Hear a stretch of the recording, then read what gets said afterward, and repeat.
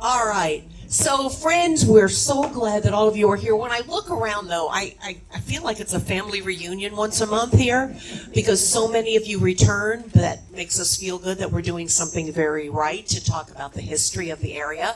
I'm Diane. I'm the MC for the program, and it's a real honor to do this. Almost all the speakers who have been here, I've interviewed them at one time or another on TV, and so I know some of the secrets. I know how to dig nicely. And so we're going to have an opportunity to listen to our speaker for about 30, 40 minutes, and then you'll have a chance to ask questions. And there's no doubt that the Susan Grissom Means fan club is here. Am I correct? Yes, yes. So I have to tell you that Susan, of course, was not born here, but she's been here since the 50s. Wow. And she doesn't look it, but she's been here since the 50s. Most of you probably know her dad went on to be the mayor, Mayor Bob Grissom. It is, of course, the Grissom Parkway name. And Susan's going to talk to us about her life. She has one daughter, 2 grandchildren, and 2 great-grandchildren. And, of course, she went to Coastal Carolina and all of our local Horry County schools. So we're going to start out by asking Susan questions because she said to me, Diane, I don't know what I'm going to talk about. She walked in here saying that. And I said, well, I'll just ask you some questions. So let's start by asking Susan to fill us in on what she remembers from the 50s when you first got here.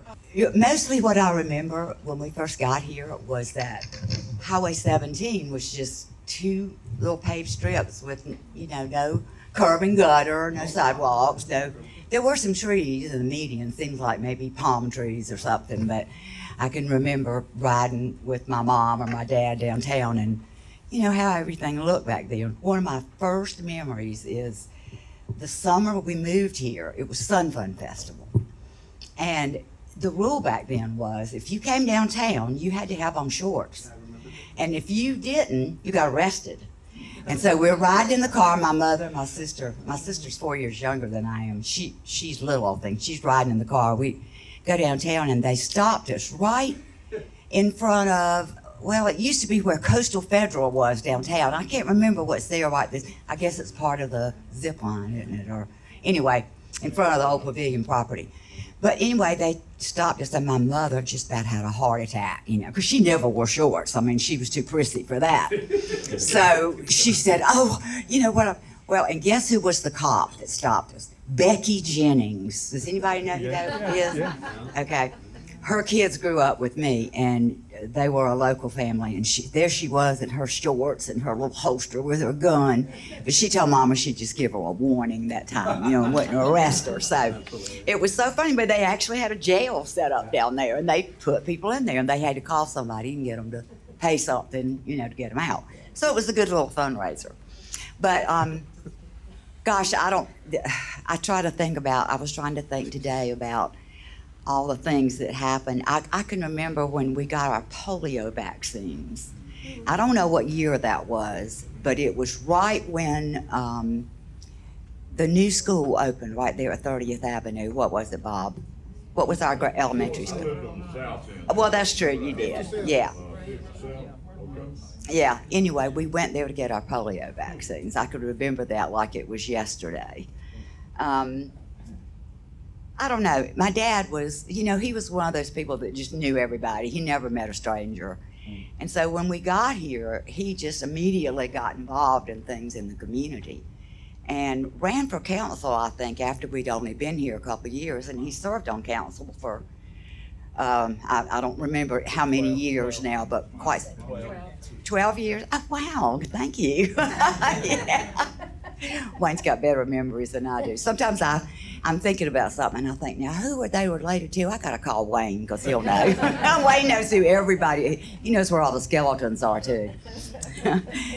Anyway, what kind of Why did y'all come here in the first place? What was the attraction? Okay, well, my dad had gotten out of the Army. He was in the Army and served in the Philippines right after the war ended.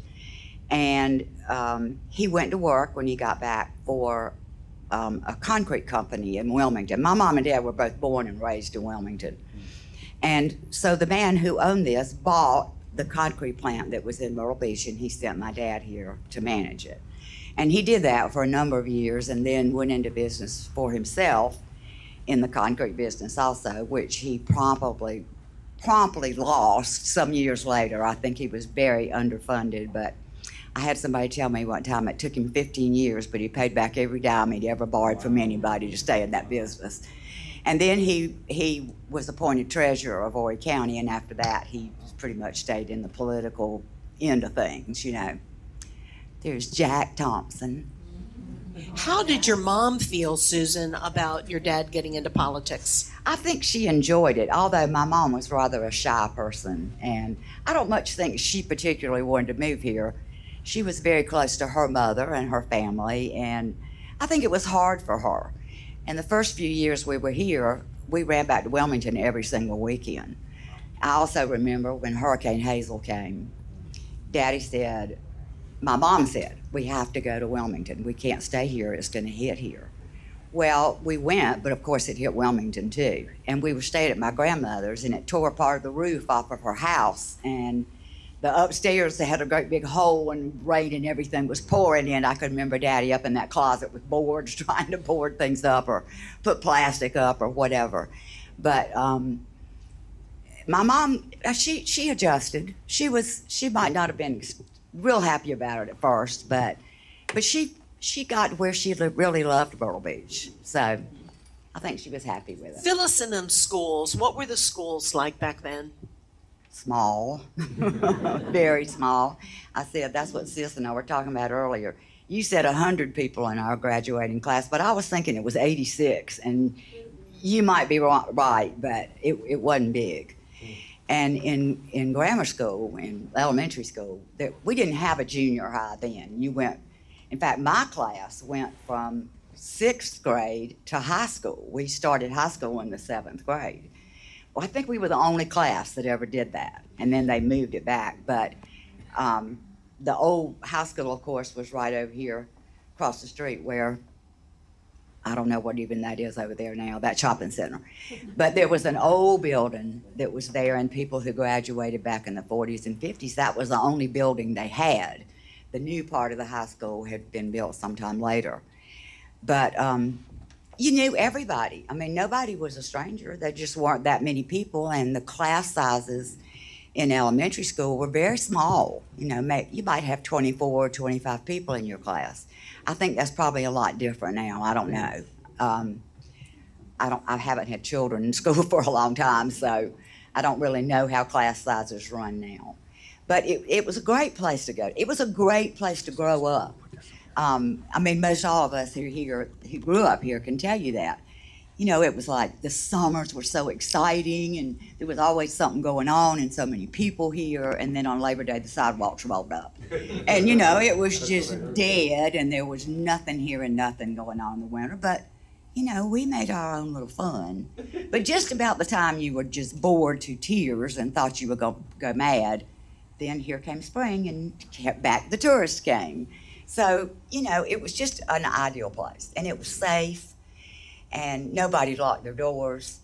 I was probably raised by one of the stricter families. My parents were they kept us really close, and we didn't do a lot of wandering. But even I was able to, as a teenager, go to the beach and stay all day, and, you know, never have to go home and check in. Or after school, get on my bike. We had a group of us that I grew up in the Old Pine Lake section, and there were a bunch of kids that I was friends with, like Rick Gasquey and Sammy Diminich and Ann Ward and Sue Baldwin and Carolyn Mates. And anyway, all of us lived right there together, and we'd get on our bikes in the afternoon and just ride all up and down Pine Lakes, mostly to the old Ocean Forest. Remember when the old Ocean Forest was there? Well, to the south of the hotel building itself, there was a thing called the star, Dancing Under the Stars, the Starlight something. I can't remember what they called it now. What was it, Wayne? But it was like sort of like an amphitheater, but it was open in the top. And of course what? Marine patio. That was it. And there was a bar in the back and then a big open area. And we, that wasn't locked up, it was open. So we'd go up there and ride our bikes all in there, And then behind the hotel, on that kind of round area that's there in front of it, were where the employees used to live. They had like old dormitories there. The bullpen. Huh? The bullpen. The bullpen, that was it. We'd go up there too and open the doors. I don't know why they didn't lock that place up, but it's a wonder we didn't burn stuff down or do something horrible, but we didn't. I mean, we got in a little bit of trouble, but it wasn't anything serious, It was mostly like smoking cigarettes or doing something we weren't supposed to be doing, But we had a great time back then and just never worried about anybody bothering us. Or I remember once we had a slumber party at Ann Ward's house. She lived right at the end of the street from me. And she had a twin sister, and there were probably 10 or 12 girls there all staying. Well, her mom and daddy went to sleep really early at night. So we could pretty much do whatever we wanted, and they were in there dead to the world. Well, we were up at like 3 o'clock in the morning walking up and down the streets in Pine Lakes in our nightgowns. I mean, you didn't worry about stuff like back then. People didn't bother you, Nothing bad happened, it seemed like. I guess things did, but not that we knew about. We sort of lived a charmed life. Tell us about the college, what it was like back then, because let's see, that was still the University of South Carolina in Conway. It was. And I went later too, and it was small. It was small. The campus was small. Gosh, Kay could tell you so much more about it than I. She worked out there forever and practically ran that place. Where's Kay? She's back there hiding. But I loved going to Coastal. Again, classes were small, and you got a lot of special attention. Probably not like today when you're mostly a number, I guess. So let's talk about your marriage, having children, and what jobs did you have along the way here? Okay. Well, the first job I ever had was, does everybody know where Chow is, the restaurant Chow on the north end and the snack shack? Well, that building was sort of like a little convenience store, like a little, mom and pop thing. Skip Skeen's daddy owned it. And he had a little a concession stand like thing in the back where he sold hot dogs. And well, that was my first job. The summer I was 13, Daddy let me work there back in that little selling hot dogs and Cokes back there for Mr. Skeen. And then the next summer, I worked at Skip's Kitchen, which was, at that time it was a record, it wasn't called Skip's Kitchen then, it was a record store. And that was the most fun job in the world. And Jack Thompson at that time was a photographer upstairs for Dwight Lamb. Where's Jack? I just saw him. Yeah, I used to watch Jack. Jack was probably, well, if I was 14, Jack, I don't know how old you were, 23 maybe? Anyway, I would watch Jack run up and down those stairs in the back. I just thought he was the cutest thing I ever saw. Had a big crush on him.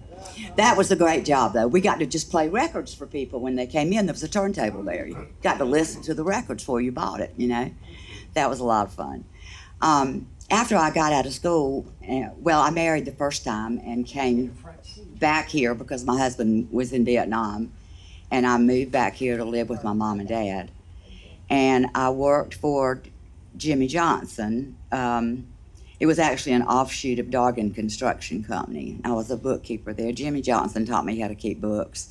I mean, I had studied that in school, but probably wasn't paid much attention, but he really taught me how to do it. So anyway, I did that for a while, and then I went to work for M.H. Smith as a public accountant for a number of years. Worked at the Yachtsman as the controller there. And then later, I got involved in a management company with two partners, and we managed condominium homeowners associations.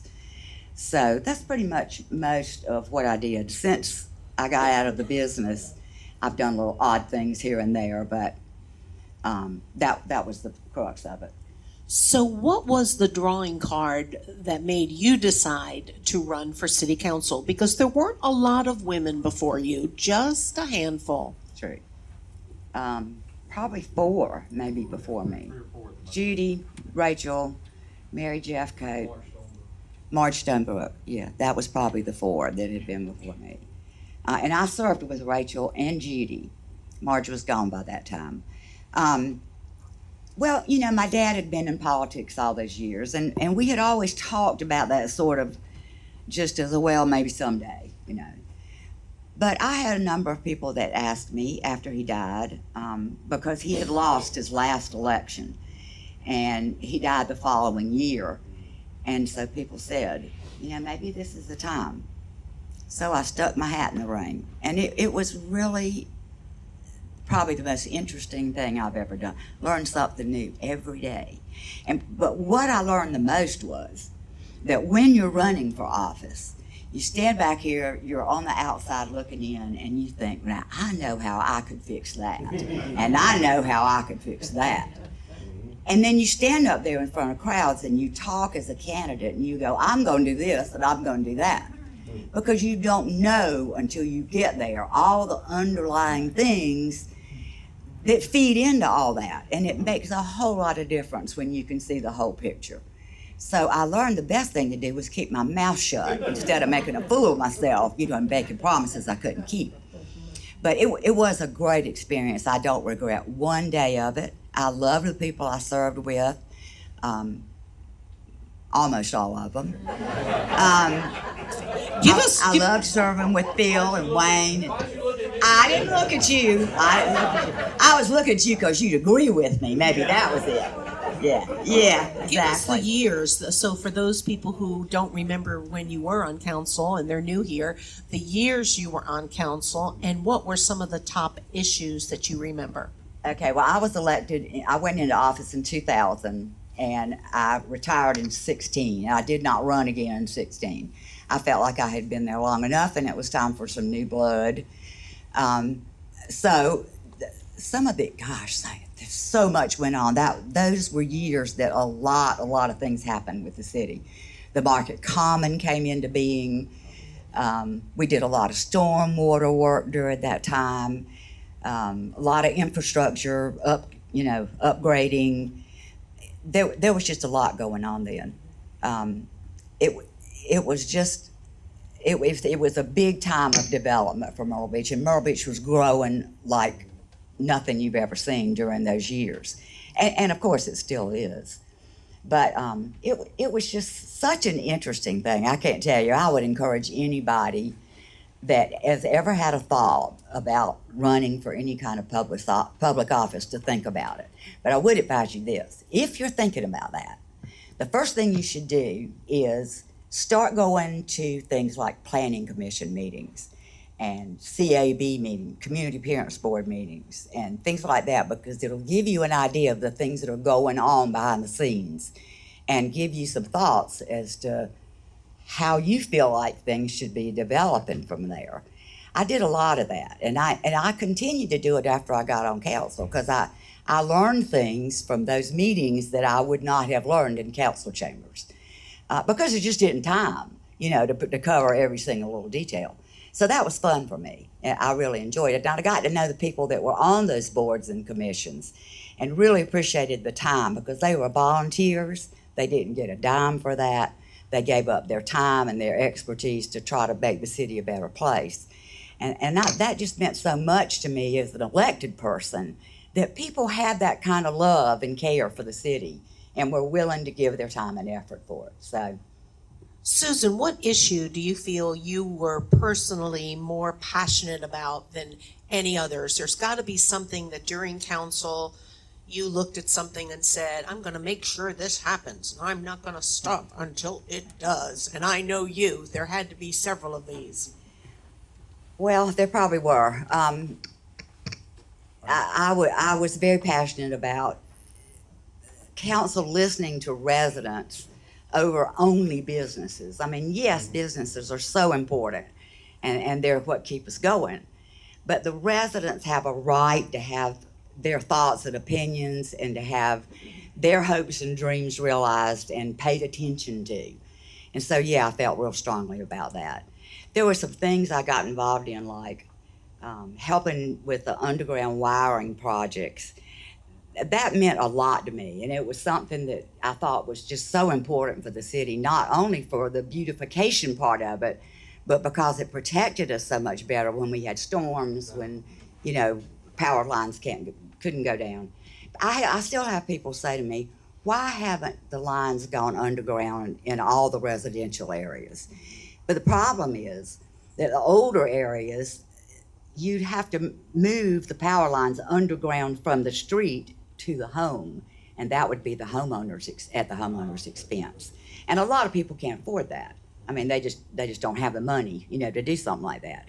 But a lot has been done toward undergrounding things, and I can even say for myself, when I first moved to where I live now, I live in the old section of the park, off Grissom Parkway, which is kind of cool. And when we first moved there was a huge transformer right outside my back wall. And my house got struck by lightning like 3 times because that transformer was, drawing. I mean, it fried my garage door, my televisions, all kind of stuff.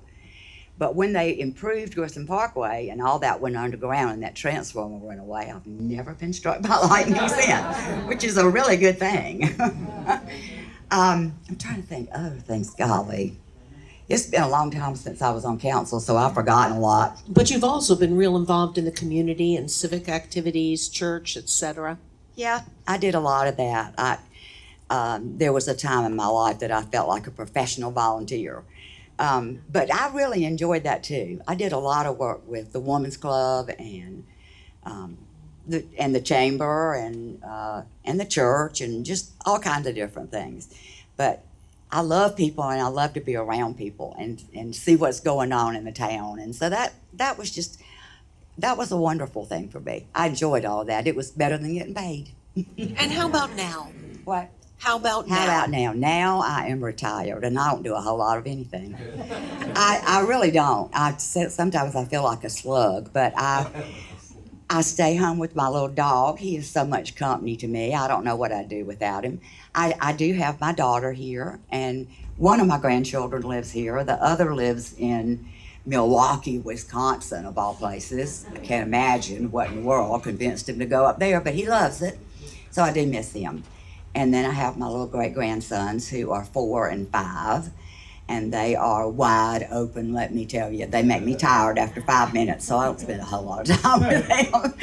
But I really, I have a lot of friends I have lunch with or just do odds and ends kind of things. But I don't do much. I don't do any volunteering or anything anymore. Did my bit, so.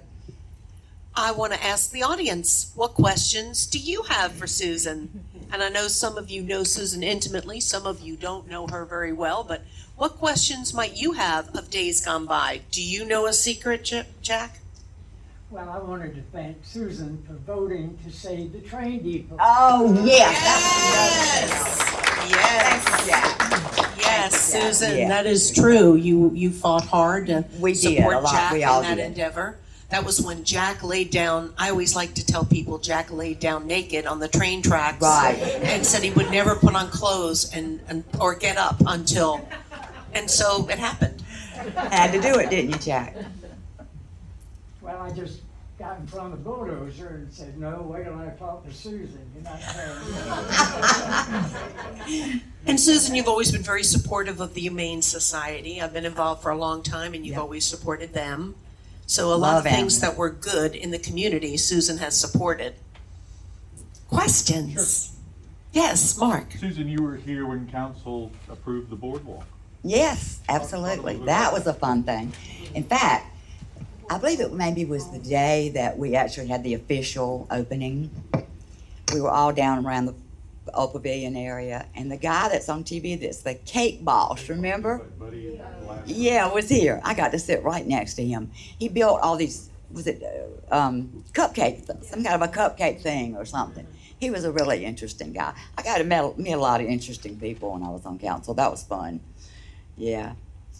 Well, the boardwalk certainly proved to be incredibly worthwhile. Oh, yeah. Questions back there? Yes. One interesting time I can remember, we always talk about the good times, but 2009, 2008, they were tough times. We had no money, and at that time, I think we probably had the strongest council I can remember, other when Mayor Grissom was there. But Mr. Gray and Susan, Randall, they were rocks when there was no money to be spent. And Mr. Leith was an excellent manager that worked with us well, but Susan was at the tip of the spear on that. I could always look across the dais, and she was frowning, don't do it. And of course, Phil Render was on council with Susan at that time. It was. We did have a strong council, and we all worked well together. We didn't agree on everything, but we knew how to disagree without being disagreeable, which is very important. And that was not always the case, I'll have to say. And while you were on council, how was your relationship with the county as far as council to council? Well, there were good times and bad times, you know. So, there are always things at odds in that whole scenario, and I still to this day feel that, you know, the county tax base there are some things that we still have to pay for twice, which I don't think is right. But there's just no way that the county's ever going to come up with enough money to support things just like this library. They should be putting a lot more money into this library, but they're not doing it. They're putting it into their own brick and mortar structures that they've put together. So the city ends up, you know, having to be the main supporter of Chapin Memorial Library, which I think is a shame. This is a historic building. It needs to be renovated. It needs to be enlarged. It needs to have more parking. There's just so many things that need to be done here. So, you know, the relationship with the county is kind of iffy on and off. Sometimes I think it's better than others. I'm not real sure how things are going more recently since I haven't been there, but we had on again, off again times. Yes, Buddy. How about your support of the redevelopment of the air base? Yes, I mentioned earlier that, you know, the redevelopment. Yeah, I actually there's a picture in Jack's book, his Memories of Myrtle Beach book, of my dad accepting I guess it was the closure documents or whatever from the retiring base commander at that time, which I love that picture. But yeah, that was such a big deal. I mean, that was a huge deal. And there were a lot of people that were not for it. And they were very leery of how things were going to work out. And it took a little while for things to, you know, to get off the ground. But it's been a really good thing for Myrtle Beach. And of course, Susan, we did have Buddy Stiers here speaking, one of our speakers here for the History Series, y'all may remember. And Buddy is, of course, the king of Market Common. He made it happen. And most recently had an athletic center park named after him. I told him we were going to put a sign in the park that if any dog poops in this park, Right. they're going to jail, because we want to keep a clean cut field for the Buddy Stiers Association field. Yes. Well, I'd like to mention that Buddy Steyer just received the Order of the Palmetto. Yes, I saw Yay! that. Congratulations, buddy. Didn't know that. Congratulations. Certainly long time coming. Susan was intimately involved in almost every decision on the base, not just the Market Common, which came about mid-term for her, but everything that was done, she was right there to make sure that what ended up there is what the community wanted, which was the urban village, the recreation, airport, all those things, is what the community wanted, and she had a big hand. Thank you, buddy. Well, we all did, and we were all passionate about how that project would end up looking when it was all finished. So, and I'm proud of it. I think it's a beautiful thing. Well, So. I think it's been said several times, that's probably one of the most successful transitions Mhm. of any base to private. Right. True. Now, Susan, you said just a few minutes ago, I was waiting for someone to ask this question. Susan said, we didn't have any money as a council. So what happened to turn that around, that you finally got some money? Well, for one thing, we had a great budget director at that time. He was wonderful, and he really knew what he was doing. And was able to rein us in when we got maybe a little carried away with things. Investments, turned around and went well. I think that was Phil that said we didn't have any money, and we did go through some lean years there. But things have turned around, and I think the city's in good shape financially now. So, yeah, the one thing was the accommodations tax, the 3%, all those things, contributed to that. Phil, you want to comment since I apologize. You were the one who said it, so you finally got some money, honey. I think it was a general turn in the economy, but the council people like Randall, Susan, Mr. Gray, stuck our necks out for the boardwalk. Mayor Rhodes, this downtown redevelopment stuff, John Rhodes was at the tip of the spear on that. But good, if you have a good background from which to work, it makes it a lot easier. We were careful with our debt, but, and again, you still need to be careful with your debt. But, because good times will not always be here. And Randall coined the phrase, or it may have been Susan, that Tom Leaf told us that times will not always be good, so prepare for the bad. So, Sure. we were very fortunate presently, and a large part of that is because of lawmakers like Susan that would step up and speak her mind, which she would do freely. It influenced me, and I appreciate it. So we want you to speak your mind now. What would you like to see changed about the way the beach is now, or the way the community is, or what would you like to see done that's not being done? I know, that's a loaded question, Yeah, that wasn't is a it? loaded That's question. gonna take us another hour, so sit tight. Yeah. No, I won't take that long. Because there's a lot of things I probably wouldn't say. Well, I think we all have concerns about the fact that, things here are not the way they used to be, but they're not the same anywhere. It's not just us, it's everybody. I mean, crime is rampant everywhere. People could say, oh, I'm scared to go to Myrtle Beach, it's not safe. Well, give me a break. Try going to Chicago or New York. I mean, that's just the way of the world now. Yeah, would I like to see it more like it was years ago? Sure, but that's not gonna happen. You can't go back, right? You just have to go forward and hope to change things for the best way you can. I don't have any concrete ideas now. I've been away so long that I don't know all the ins and outs anymore. But I think we have good people that are coming along to do the things that need to be done to make Myrtle Beach what it needs to be. And I'm excited to see my grandchildren and my great-grandchildren grow up here, What are you most proud of with your dad? I mean, he did so many wonderful things, and he was so gregarious, and like you said, never met anyone that wasn't later a terrific friend of his. I mean, he had such a winning personality, but other than that, what is something that he did here in Myrtle Beach that you think you're most proud of? Well, I'll get to something in Myrtle Beach in a minute, but I think the thing that is the most precious to me about my father was this.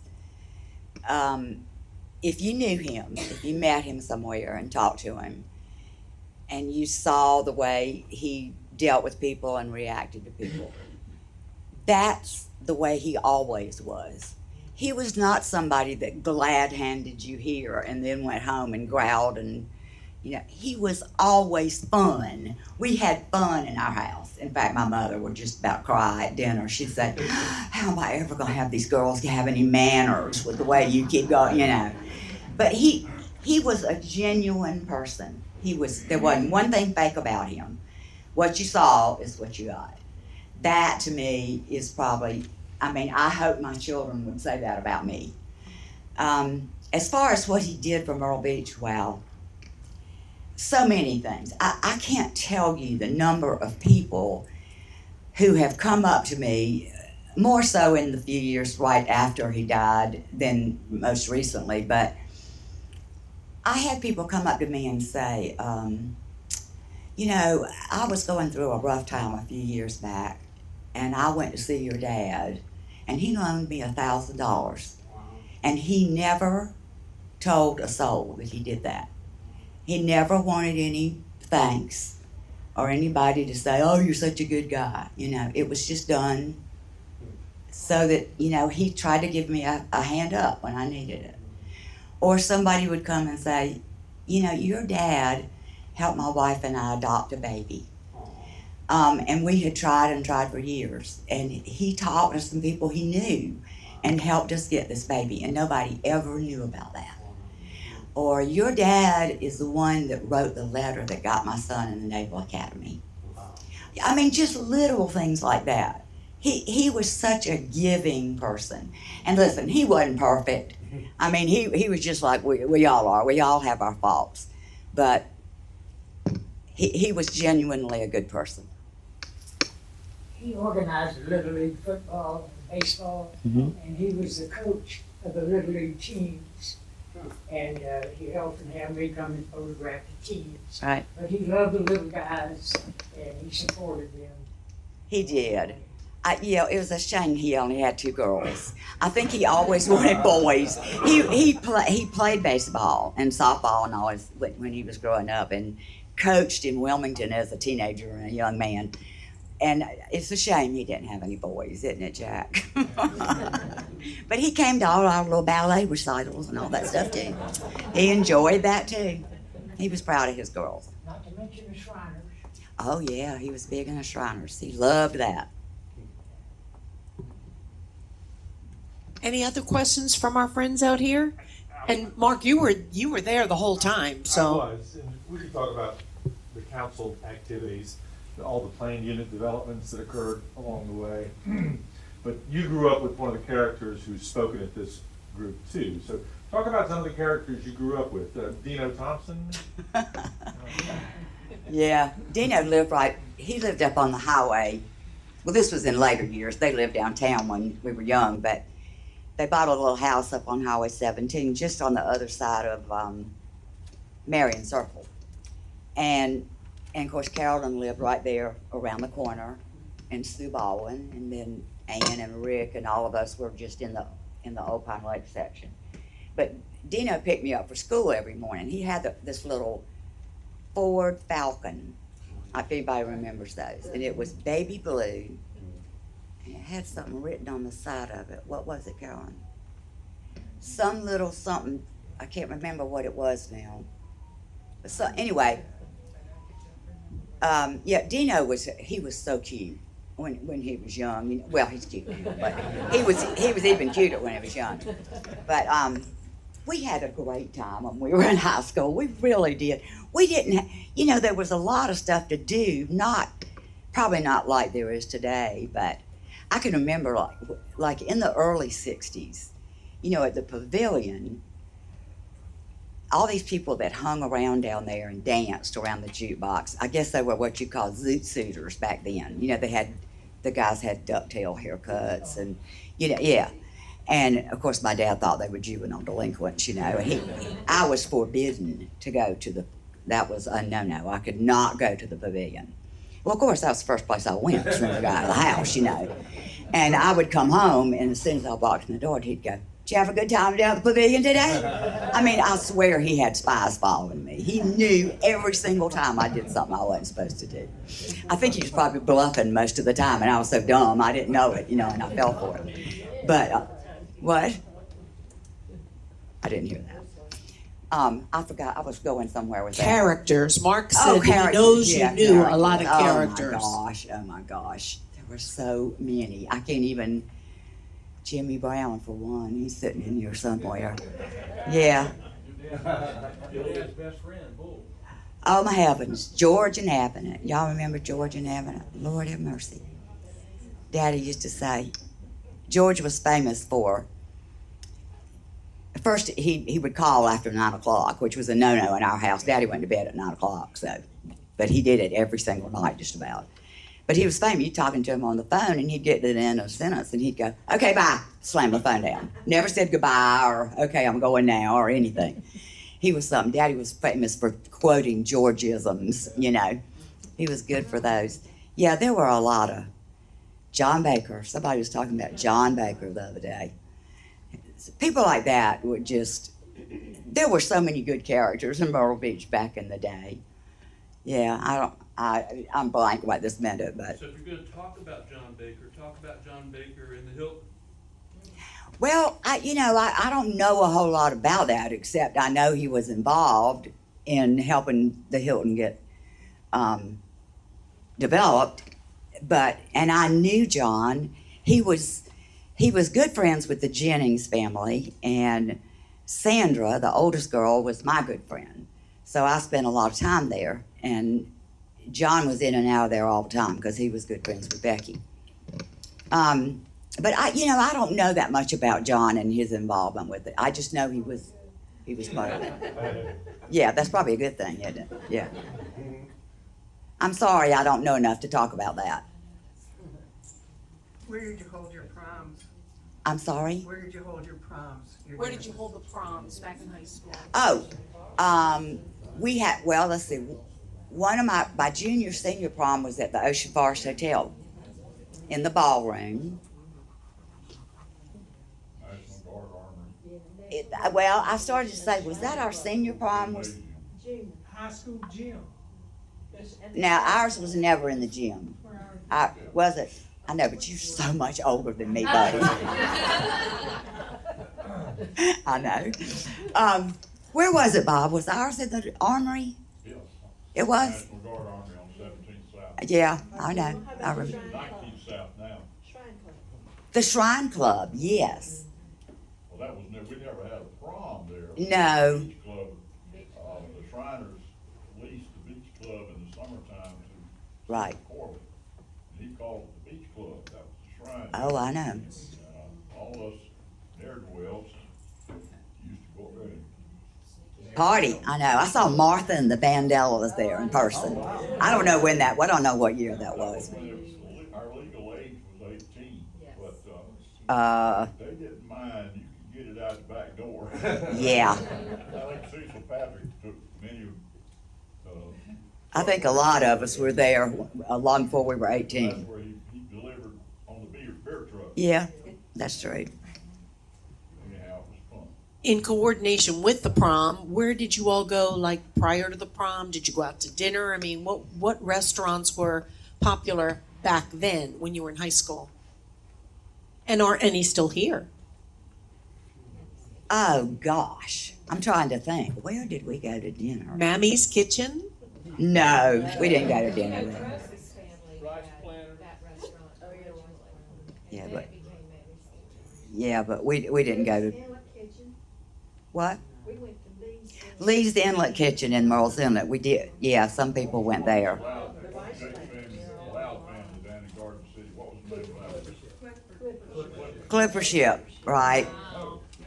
Yeah, the Clipper Ship was right down the highway, right. What? Was the yard arm open? No. I don't think so. I was trying to remember if the Longhorn on the north end, but that wasn't open that far back. Roma restaurant. Yeah, the Roma was open when we were in high school. Yeah, 'cause Sammy and them lived, well, they lived, but, what? I know, that's what I'm talking about. The one that was, now it's something else.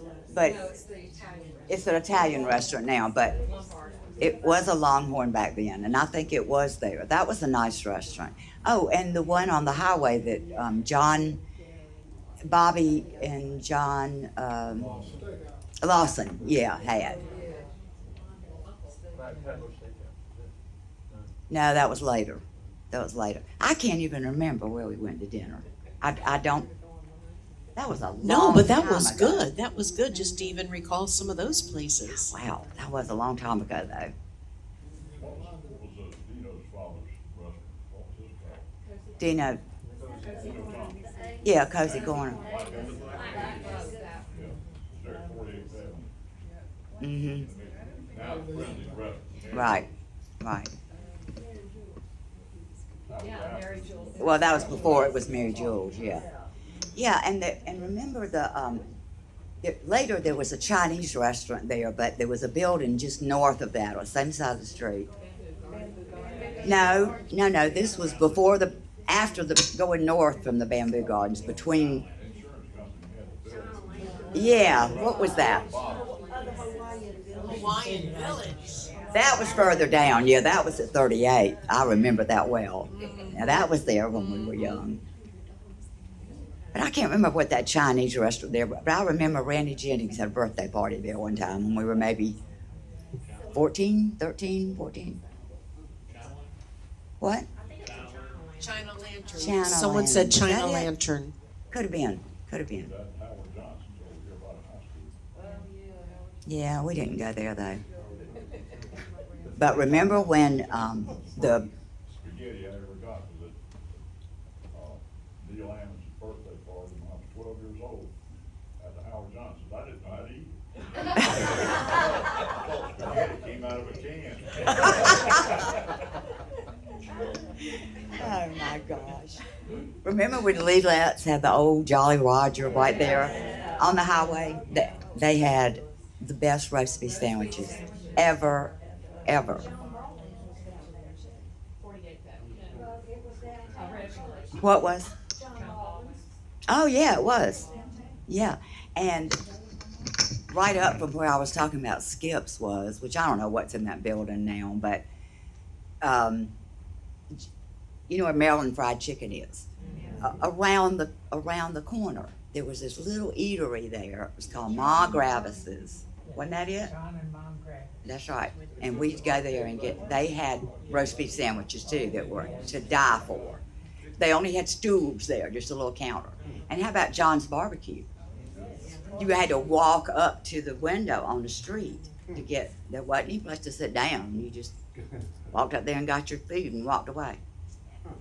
Thomas Cafeteria. And for right a up place to there. go after football or basketball. That's right. John Drive-In, but it was operated by Edna. Edna and her son. Edna must weigh 400 pounds. She did. She sat behind the screen, Mm-hmm. and when she pulled that screen open, her big arms and Oh, Jack. Yeah. scared the kids to death. You're right. Scared that screen open and said, "What do you want?" Yeah. Oh, gosh. Yeah. Stab it with this big nail to put your straw in. A rusty nail. Nice. Oh, I'm sorry I asked this question. I know, really. And Yikes. when Brant's Drive-In, yeah, somebody, Brands. Terry yes. just said Brant's. When Brant's opened, you know, they had 15-cent hamburgers. And, oh, I forgot this part, y'all. You know, we could get our driver's license at 14 back then. Oh, yeah. You didn't, yeah. And so I got my driver's license when I was 14 years old. Well, I mean, I rarely got to have the car by myself, but I had friends. Carolyn usually she could get her car most any time she wanted it, a car. But man, we'd go to Brant's after school and eat those hamburgers till we were sick, didn't we? I'm telling you. And during exams, when you get to leave school in the middle of the day, you could go to Brant's and eat lunch. That was so much fun. The other thing that you made me think of was way back, right at 9th Avenue, just on the other side, you know where not Hart's SO, but the SO that was on the corner of 9th Avenue. Just, Bill Hart. yes. Okay, right next to it was that old diner. Remember it looked like a, Yes, Broadway was. Yeah, it's Broadway. Broadway restaurant.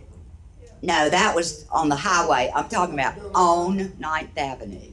On 9th Avenue. The service station was on the counter, on the corner, and then Diner, east, the donut diner, the only place to eat. the that- donut diner. That was it, the donut diner. Drive-in, which was on the corner where the parking deck is, parking garage is. Well, that was Jean's, which I'm at right across, Right across the street. was the donut diner. That's what we're talking about. We used to go there and get hot chocolate. And the Dairy Tree across the street. I don't remember that. Su- I'd like to return just a minute for Susan's service on city council, because this is not something that you would understand unless you observed it for those years. And there's 3 of us that served with Susan here, the widow of the mayor, and then of course Mark was the public information officer. She was the only female on a body of 7. And that was fun.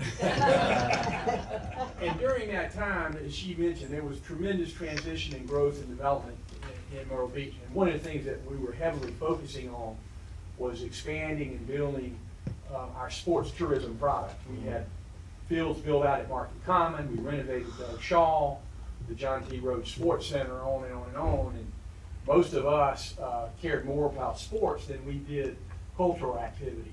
And for many, many years, what Susan did was balance that council with, hey, it's important that we invest in these projects that are going to help continue our tourism economy. But let's not forget things like Chapin Library, the culture and the arts, the art museum, and the aesthetic improvements that she talked about in terms of, she was also heavily involved in the legislation that the city passed on limiting the expansion and growth of billboards. And the underground wiring was a project that she worked on and convinced Peggy Cooper to invest in that. So unless you're there over a number of years observing that, you wouldn't know of how she balanced those six masculine fellas. And we are glad you did, Susan. Praise God. It was a lot of fun serving with those guys. Sometimes they did pull the good old boy thing on me. But most of the time, I could figure out what they were doing before they even knew it. So, friends, what do you think? Is she a pretty incredible woman here? And Susan, we cannot thank you enough. You know, she said to me, what am I going to talk about? I said, Susan, your career. And, you know, and she just didn't give herself enough credit. But everyone loves you, and Wayne is right. Those of us who are more interested in culture than athletics are always grateful that you reeled those guys back in to let them know that there was more to the community than just sports. You were terrific. Susan Grissom Means. So I want you all to hang around and, of course, talk to Susan in just a moment. We want to remind you that on April 2nd, we will have Dick Hester, who was a former mayor of North Myrtle Beach, also the founder of the North Myrtle Beach Museum, and just a wonderful guy who will have some funny stories, who said the same thing to me as Susan. What would I talk about? Who really cares? Da-da-da-da-da. So I said, we'll ask you questions. So think about some questions of old North Myrtle Beach that you might want to ask, because Dick Hester will be here on April 2nd. Hopefully we can count on all of you. And Jennifer, any announcements about anything going on here? Just check the newsletter. We still have some stuff coming up, but not anything huge. Okay, all right. Thank you, everybody. We're so grateful that you came. And y'all might want to talk to Mark, too. Mark Crua, who's here. Mark Crua has recently announced that he's going to be running for mayor of the city of Myrtle Beach. And as you already know, Mark headed up the public information for the city of Myrtle Beach for how many years? 26. Wow. He knows everything there is to know about the city. And I've known Mark a long time and used to interview him once a month about the city of Myrtle Beach. And he could tell us some really great stories, but I want to wish you the best. And thank you for making the announcement. And thank you for caring enough to spend your retirement running for office in the city. God bless you, Mark. All right, everyone. We thank you so very much. And we'll see you April 2nd. Come on up and see Susan.